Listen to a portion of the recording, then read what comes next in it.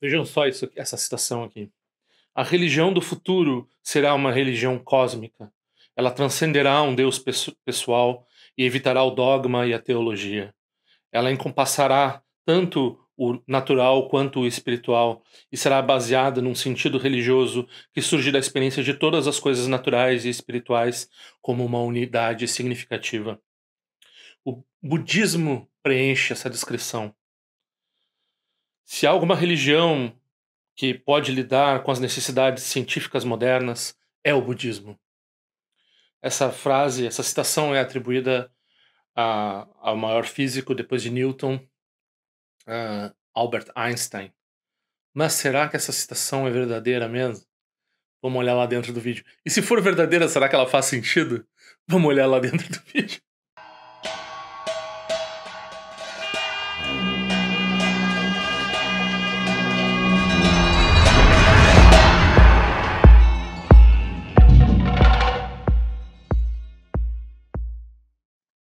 Quem quiser pedir os cartões, por favor, é só mandar seu endereço de correspondência para conexõesauspiciosas@gmail.com, conexõesauspiciosas@gmail.com, sem o tio, e vocês enviam esse endereço de correspondência, eu estou enviando os cartões. Quem quiser fazer uma contribuição é por esse mesmo e-mail como chave Pix.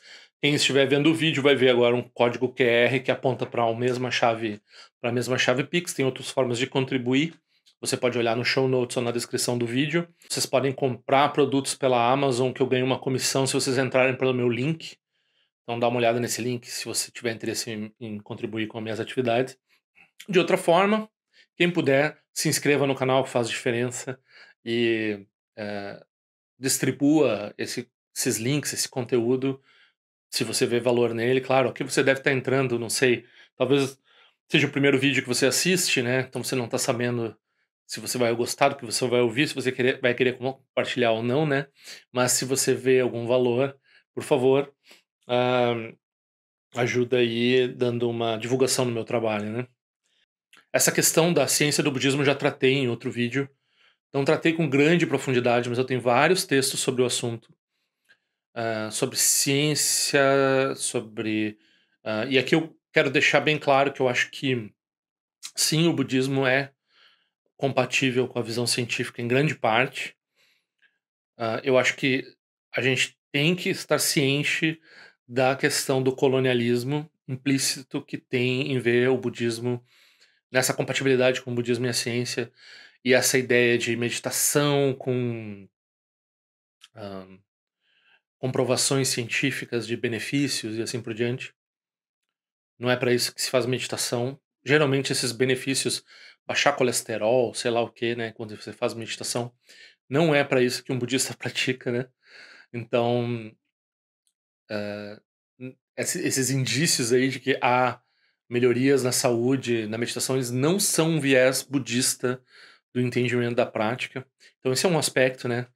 Tem um livro do Daniel Lopes sobre essa questão do Buda científico, e todo esse colonialismo que há em termos disso. E o Dzongkar Rinpoche já fiz um vídeo sobre isso, né? Ele falou assim que tem um problema com esses budistas que nem um cachorro, assim, abanam um rabinho para cientista. O cara de jaleco, né, disse que o budismo tem validade, então agora eu posso tomar refúgio, né? Agora eu me sinto autorizado, meus amigos não vão zombar de mim, porque eu estou envolvido com uma religião, não tem um aval aí de ciência, né? E não vamos entrar aqui também na questão da mistificação quântica. Quer dizer, nós vamos chegar a entrar um pouco nisso mais adiante nesse vídeo. Mas tem todos esses aspectos. O aspecto central que eu acho do que há de relação entre o budismo e a ciência é que eu acho que o budismo é o único... há um excepcionalismo budista nisso, né?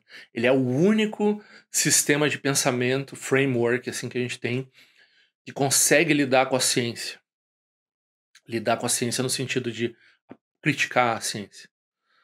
Mostrar os limites, mostrar as distorções, mostrar os problemas que há, principalmente no que eu diria que eu acho que tem tudo a ver com o tema desse vídeo, né? Com essa fetichização da ciência como uma coisa que provê sentido, que é compreensível, né? Uma coisa que provê que preenche a lacuna espiritual ou religiosa das pessoas, né? Então, hã, faz sentido por quê? Porque historicamente a ciência e religião não são separadas, né? Ciência, filosofia e religião, os fins, né, da verdade, sentido e conhecimento e o mundo natural e assim por diante, não havia uma separação. Até Galileu não havia uma grande separação. E mesmo com Galileu, Galileu é o primeiro físico moderno, né, vamos dizer assim. A primeira pessoa começou a usar o que a gente hoje chama de método científico, de alguma forma, assim, um jeito de, um critério objetivo, independente para as descobertas, para os entendimentos dele, né. Então esse pessoal, e o Einstein faz parte dessa linhagem, né, ele não está isento dessa característica. Eles são todos, até Newton, Einstein, etc., eles são teístas, né, então eles têm uma noção de Deus.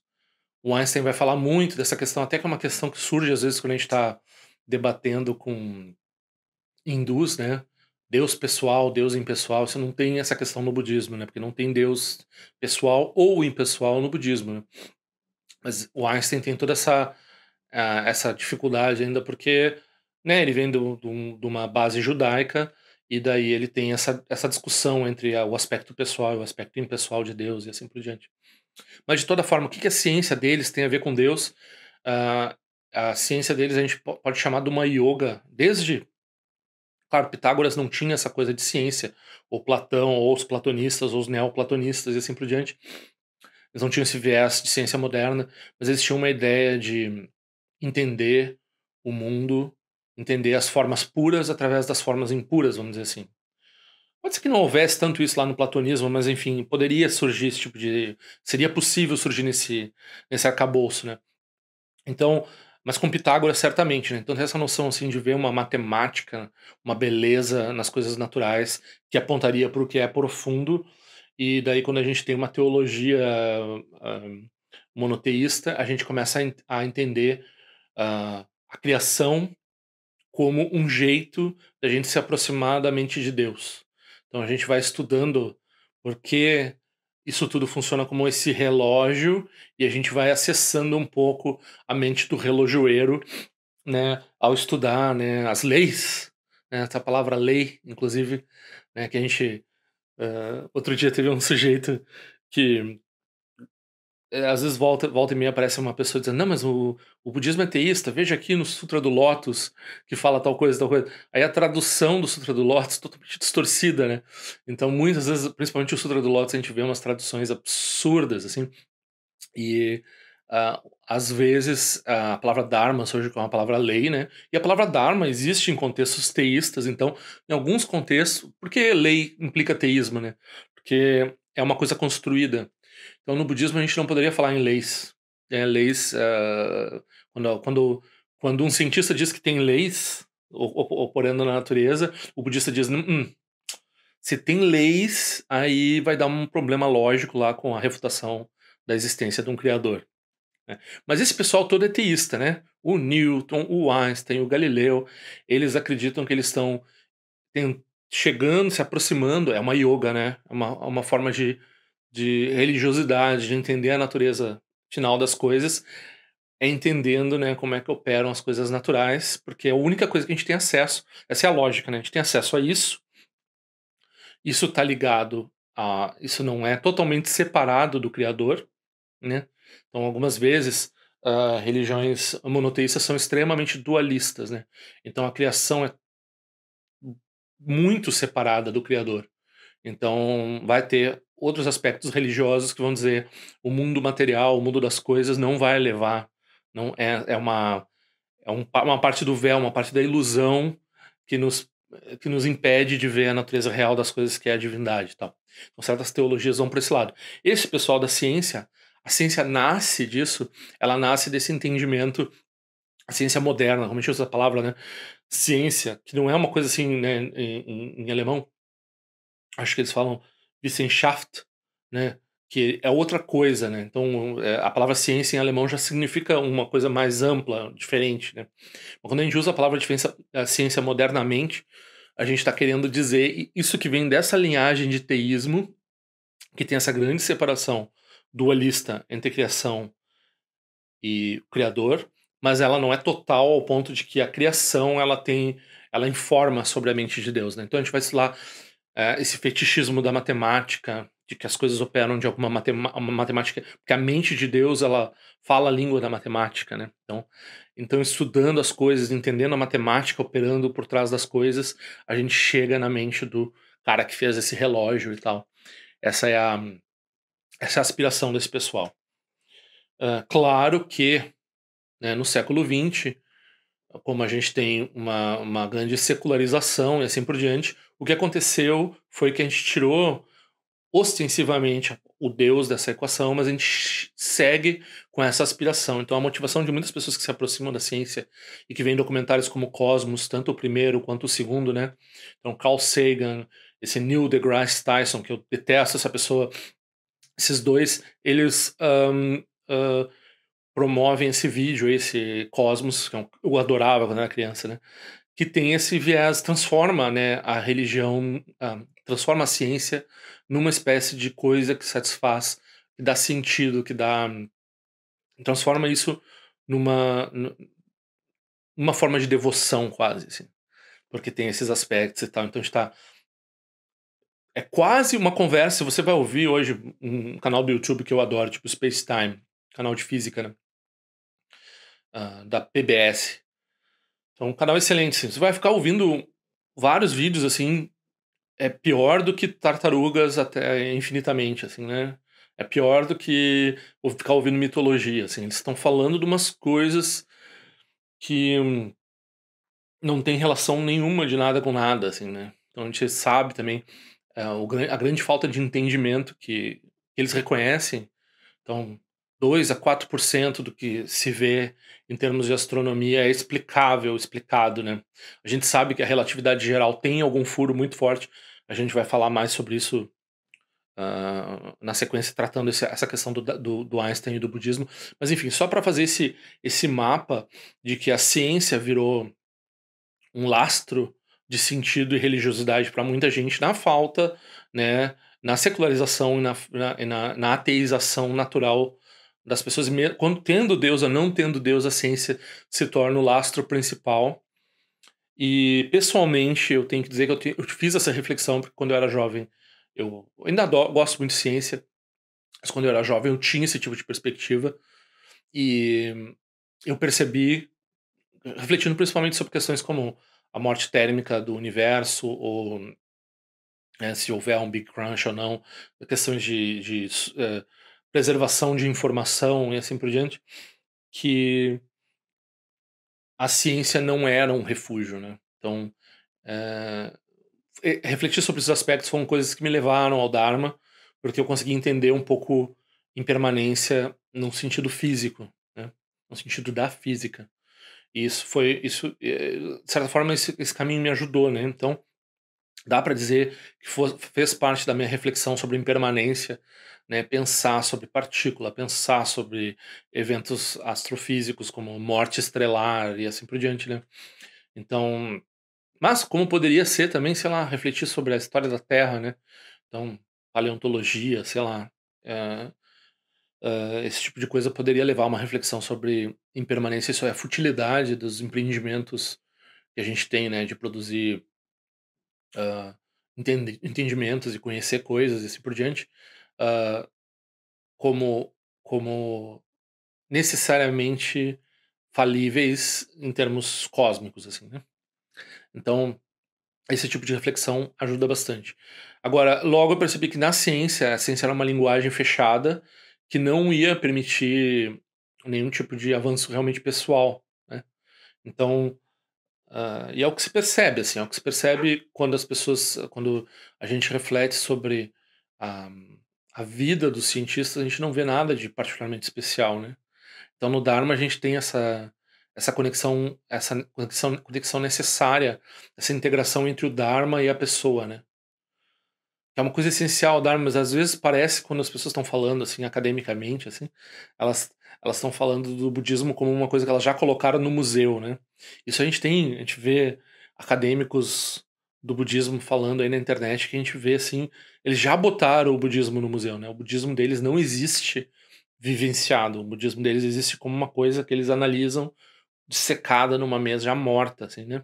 Então, esse é um aspecto também do Wissenschaft, da ciência nesse aspecto mais amplo, né, que transforma até mesmo o budismo num objeto amorfo, que é estudado, assim, como se fosse um fenômeno social, um fenômeno, alheio, né, à própria transformação, à própria operação da pessoa no mundo, né. Então isso daí é uma coisa muito triste também que acontece, e quando a gente vê, com as pessoas, se aproximam, a gente vê a motivação das pessoas e tal, se é essa ou não é essa. Bom, mas essa reflexão toda sobre, ah, o budismo do Einstein, isso daí tem a ver ah, com um comentário que uma pessoa fez no vídeo anterior do Farol da Certeza. Eu menciono alguns aspectos de epistemologia e tal, e a pessoa né, percebeu que aquilo tinha algum, eu acho que eu até cheguei a comentar, tinha alguma coisa a ver com mecânica quântica, né. Ele se animou todo, pôs a citação do Einstein lá e disse: "Olha só, o Einstein disse que o budismo é a religião do futuro, e mecânica quântica tem tudo a ver e não sei o quê". Aí a gente tem, né, eu não aprovei o comentário da pessoa, eh, por esse motivo que eu tô fazendo esse vídeo aqui, porque essa citação não é, o Einstein não falou dessa forma, né. No livro dele, Como Vejo o Mundo, tem uma citação parecida em que ele menciona o budismo, como uma coisa especial, mas ele já menciona o nome do Schopenhauer justo juntinho, assim, né. Então o budismo que o Einstein poderia ter acesso, ele morreu em 1955, eh, o budismo que ele poderia ter acesso como alemão da idade que ele tinha, né, era esse budismo, eh, ainda não um budismo decolonial, o budismo colonizado, né, o budismo colonizado pelo Schopenhauer.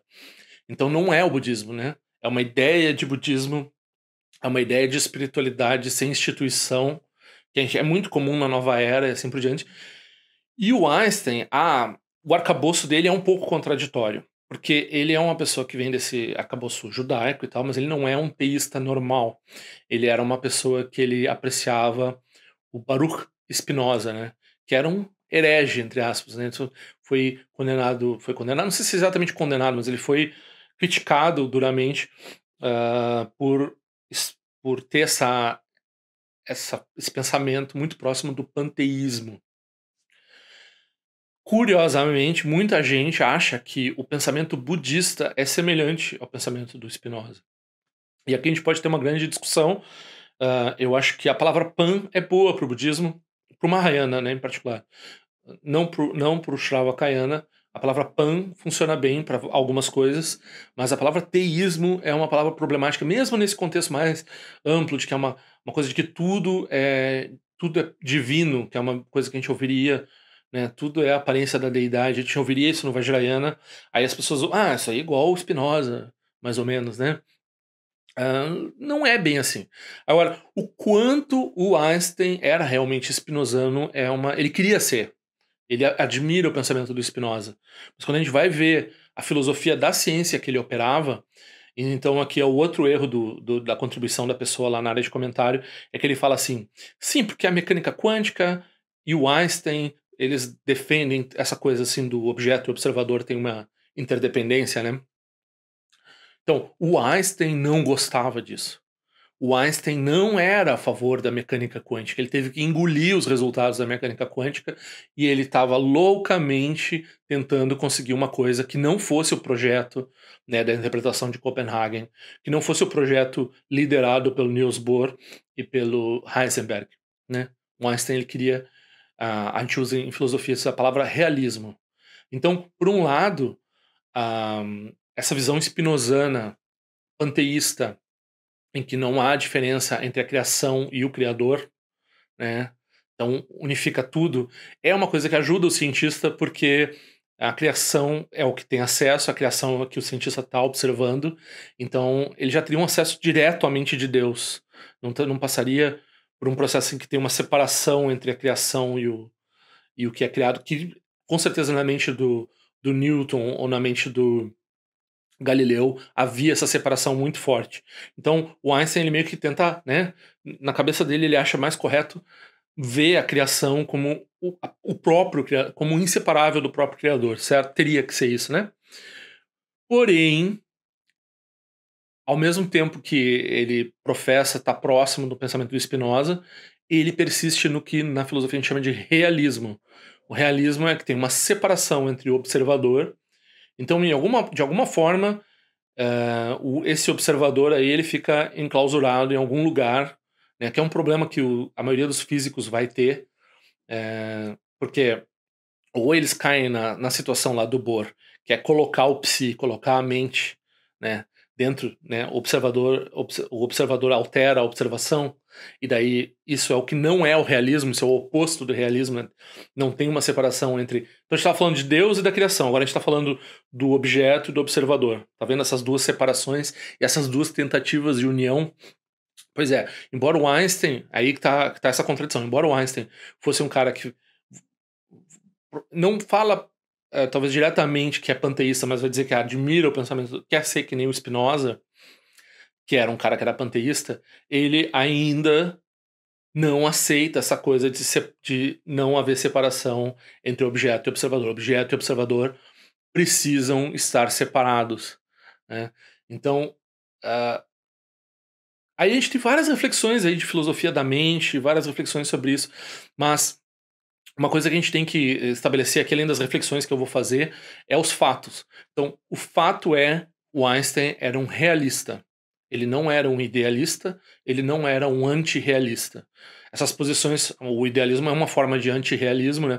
Que é a ideia de que só existe de verdade a mente, né? Uma coisa meio Matrix, assim. Então a mente só é o que... Não existe Zion, não existe nada substrato, existe só a mente produz todas essas formas e tal. Então tem várias variantes também de idealismo e é uma forma de antirrealismo. Então aí não pode haver uma separação.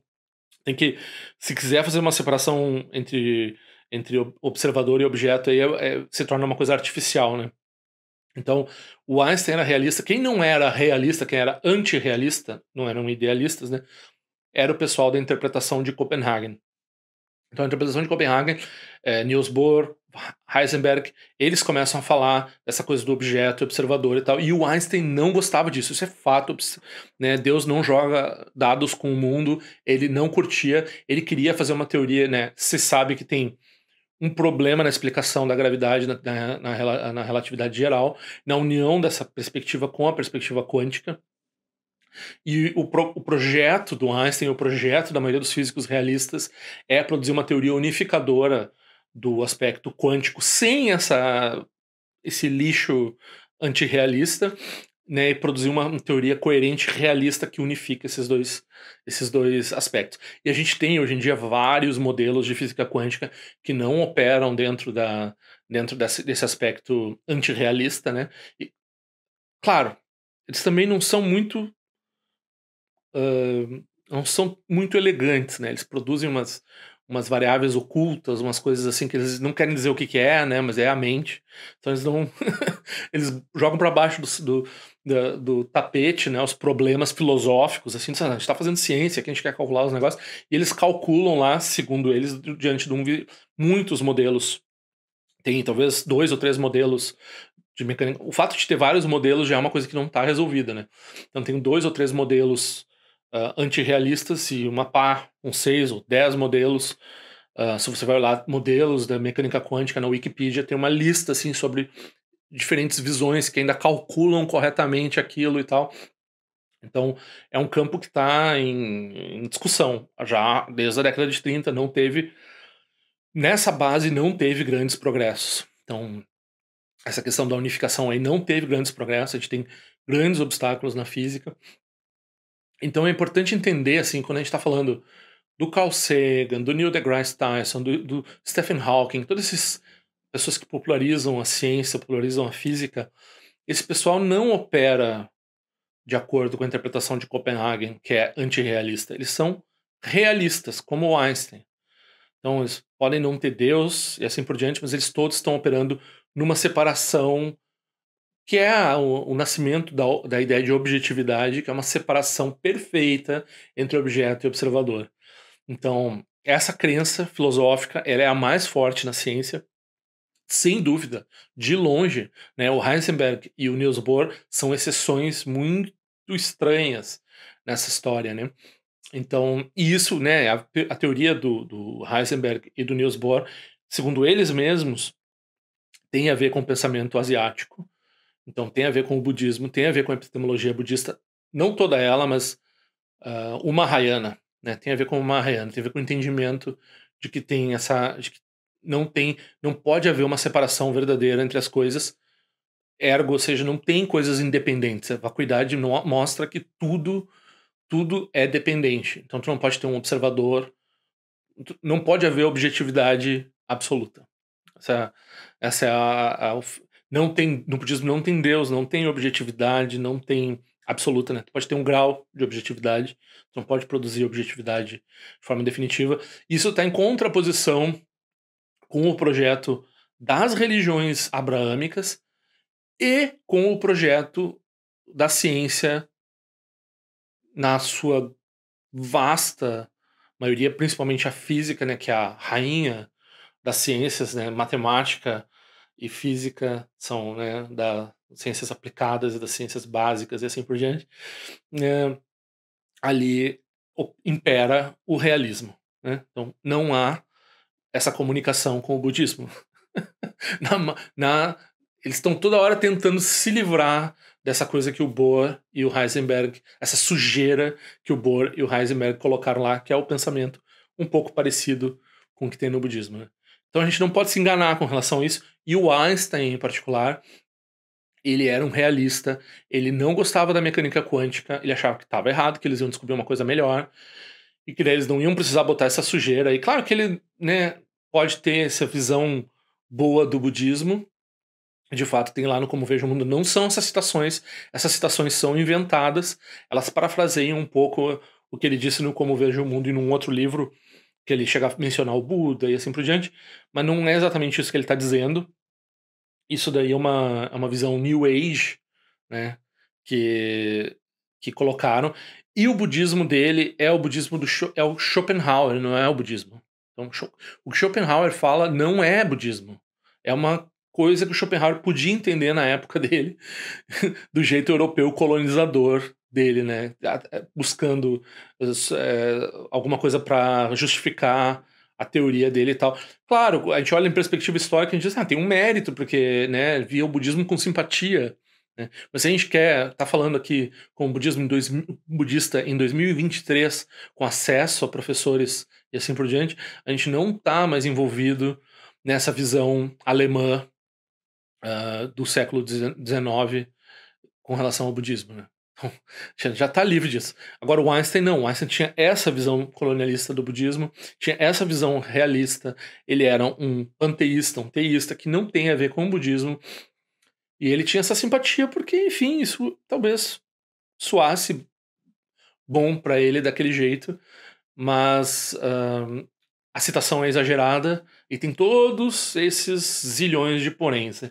E a reflexão final que a gente fica, sim, o budismo tem o ferramental para lidar com a ciência, assim como talvez, né, aí aqui a gente pode fazer essa reflexão aqui, um dos problemas que a gente está vendo agora com esse hype em torno de inteligência artificial tem a ver com isso, né?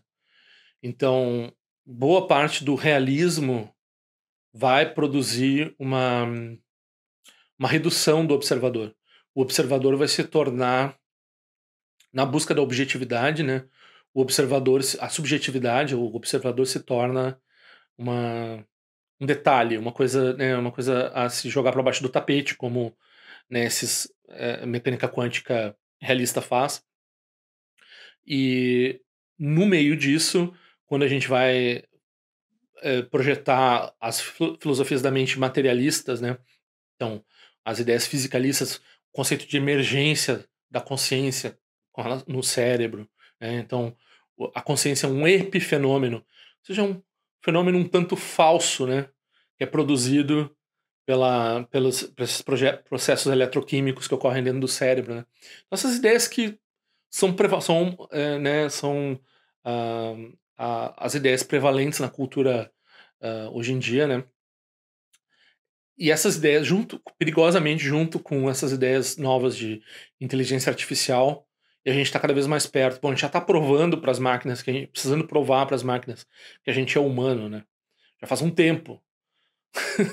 Então, o que aconteceu? Aconteceu recentemente, tá? Daí surgiram esses chats aí, e o pessoal começou a dizer: não, cara, calma aí, todos os especialistas vão dizer, né? Não tem nenhum consciência operando aqui, né? As pessoas se enganam muito fácil. Elas se enganavam fácil lá com a primeira versão dessa tecnologia de chat, lá na década de 60, o Eliza, né? Eu cheguei a usar num Apple nos anos 80, que tu fazia uma terapia rogeriana, né? Então ele nem muito reagia ao que tu estava escrevendo, dizendo: fale mais sobre isso. Era uma ideia de fazer terapia no computador, assim. E daí muita gente já achava que tinha, né? Porque estava respondendo, assim, já acreditava. E o cara que criou o Eliza nos anos 60, ele fez um livro expondo esses. Eu vou botar na área no show notes e na descrição do vídeo, contra essa ideia de inteligência artificial. Não a ideia de inteligência artificial, mas a ideia de a gente muito facilmente assume que tem uma inteligência operando ali, né? Então, por um lado, a gente tem essa teoria de mente que a gente quer encontrar, a gente antropomorfiza, sei lá, animais, a gente antropomorfiza objetos, né? A gente já faz isso naturalmente, a gente tende a ter empatia, né? Tem essa tendência. Então a gente tende a botar consciência lá. Por um lado, a gente tem essa generosidade de fazer isso. Por outro lado, o que acontece também é um fenômeno oposto, né? Então a gente tem uma sociedade que está cada vez mais transformando a gente numa máquina, num saco de carne que tem um processo meio falso de emergência lá, de que é a vontade da gente, ou a nossa liberdade, ou a nossa consciência, o que quer que seja a palavra, né? Então isso daí tudo são epifenômenos, são coisas com as quais nós nos enganamos no processo evolutivo. Nós nos auto-enganamos dizendo que nós temos consciência, mas na verdade nós não somos diferentes da matéria amorfa por nada, assim, exceto por ter uma estrutura mais complicada operando, né? Então, o grau de complexidade naturalmente vai produzir, né? E eles estão fazendo isso, né? Então, por um lado, se você está dando consciência para a máquina, e é uma coisa que a gente faz naturalmente, a gente fica atribuindo consciência à máquina operando, o valor da consciência diminui, a gente começa a achar que consciência não é uma coisa que faz tanta diferença. Então, como a gente normalmente dá direitos para seres que podem sentir dor, que podem ter consciência, assim por diante, o que acontece não é que a gente vai dar direito para as máquinas, né? Então tem um fascismo intrínseco nessa coisa da inteligência artificial, um fascismo de dizer que a máquina é um processo similar ao nosso. Então teve um cara dizendo, né? O pessoal diz que esses chats não são mais do que papagaios estocásticos, né? Então eles repetem coisas segundo um processo estocástico, que é um processo estatístico emendado um no outro, assim, né? Então, e daí o cara lá no Twitter diz: pois é, eu também sou um papagaio estocástico, eu não sou nada mais além disso, né? Que é o projeto do emergentismo e do epifenomenalismo, né? Que são essas teorias fisicalistas, materialistas sobre filosofia da mente, né? Então isso aí vem de lá, né? Então a gente tá falando lá, separa Deus e a criação, depois separa objeto e observador, e agora a gente separa, né? A gente esconde esse fator consciência, né? A gente diz a gente separa completamente, a gente só tem esse processo mecânico ocorrendo, que é o que a gente reconhece. Parece que a gente está ao fazer essa separação, a gente está produzindo uma coisa que é unificada, que é essa coisa fisicalista que seria né? Mas o que nós estamos fazendo, na verdade, é escondendo isso para baixo do tapete, o processo, a consciência mesmo, a nossa, né? Então, no fim das contas, o que acontece não é que a gente eleva a máquina a um ser humano, mas a gente eleva o ser humano a uma máquina. Então esse é o processo que está acontecendo pelos incentivos do capitalismo desde a Revolução Industrial, né? Então a gente põe as pessoas para trabalhar no Fordismo, no Taylorismo e assim por diante. E isso daí na perspectiva budista, como é que o budista faz aquela yoga, né, de observar, como é que ele encontra o profundo, é observando as coisas ao redor? Não, ele observa, a mente observa a si própria, né, vamos dizer assim. Tem a introspecção, a meditação, a natureza da realidade é reconhecida através desse processo de acalmar as emoções, né, acalmar os clashes e dissipar a ignorância e depois as coisas se mostram claramente. Então é um processo que ocorre, não é de fora para dentro, né? É um processo que ocorre de dentro para fora. Então, é o oposto disso tudo, né? É o oposto dessa reificação da máquina, da reificação do ser humano como máquina, da reificação desses processos todos de... Então isso é uma reflexão que fica, né? O realismo, né, do Einstein, o aspecto científico, essa coisa a máquina, né, do Leibniz, né, a máquina da Revolução Industrial, a máquina que a gente percebe, a máquina eletroquímica que produz esse epifenômeno, todas essas ideias problemáticas do ponto de vista de alguém que vai praticar o Dharma. O budismo, aí resta, né, qual é o budismo é excepcional no que ele tem como conversar com os filósofos que estão tratando com essa coisa de filosofia da mente, e ele tem como conversar com a ciência nesse nível, né? Então, talvez seja a única das tradições, né, vamos dizer, religião, filosofia, né, ou Wissenschaft mesmo, essa erudição, né, que a gente tem no budismo, é a única coisa que é capaz realmente de desafiar essa hegemonia dos incentivos capitalistas e dos incentivos da ciência como ela se apresenta, né? Então não é como as pessoas pensam assim, o budismo é cadelinha da ciência, né? Nós estamos aqui para desafiar, para mostrar onde é que está o problema de ver as coisas desse jeito, né? Então é um pouco mais por esse lado que tem excepcionalismo, né? Então a gente fica por aí. Eu espero que a gente se encontre na prática do Dharma. Reflitam sobre isso, né? Reflitam como é a relação de vocês com a máquina, como é a relação de vocês com a mente científica, como é a relação de vocês com essa mente que separa, né? E que quer objetividade, né? E que acredita e que a objetividade, o quanto a objetividade está ligada ao fascismo, né? Se a gente for pensar assim, a gente se vê na prática do Dharma. Eu fiquei um tempo sem fazer os vídeos porque não teve o número de views que eu tô achando aceitável para um vídeo. Tô esperando o vídeo fazer os views antes de lançar o próximo vídeo. Então, se vocês querem que eu produza mais conteúdo, recomendem, assistam e assim por diante para aumentar o número de views, para eu fazer esse incentivo aqui capitalista no algoritmo, porque a gente tá todo mundo preso dentro dessa máquina, né, pessoal? Vamos se liberar. É isso.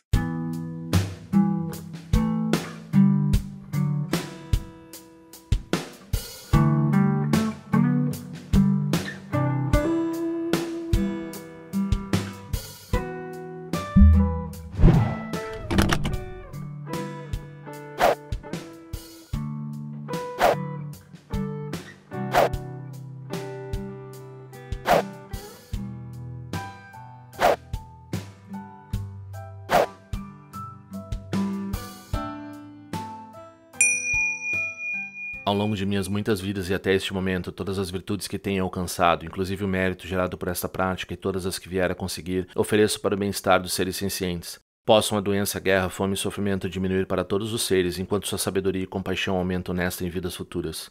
Possa eu claramente perceber todas as experiências como sendo tão insubstanciais como o tecido do sonho durante a noite, e imediatamente despertar para perceber a manifestação de sabedoria pura no surgir de cada fenômeno. Possa eu rapidamente alcançar a iluminação para trabalhar sem cessar pela liberação de todos os seres.